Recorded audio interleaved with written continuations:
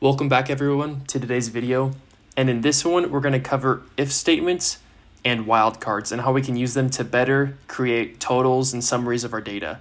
So here we have our sales data with our sales, commission, and the sales area. But as you'll see here, we have San Francisco 1, San Francisco 2, Columbus North, Columbus East, and so forth. But say we want a total summary and we don't want it broken down per area, but we want them all lumped together. Say San Francisco totals, Merced totals, Salem totals. We're going to use the SumIF statement with the wildcard. So we first hit equals SumIF, open parentheses. Now the first entry is going to be in which cells are your area. And so we know column B is the area, so we want all of column B. It's going to search through all of column B. Next is the criteria. What type of area do we want to include for this one? It's saying which San Francisco do we want? Do we want San Francisco 1, San Francisco 2, Merced, and so forth? And because we want San Francisco in this cell, we're going to click on the San Francisco cell, so F5.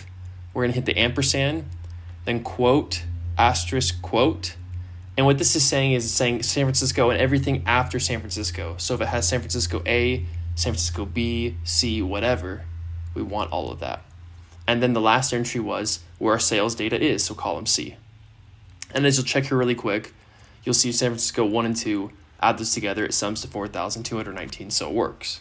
Then for commission, it's essentially the same thing. We're just changing our last input.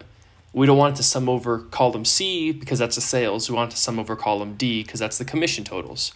So as you'll see here, we want all of column B because that's where our areas are. We want F5 because that's where San Francisco's at.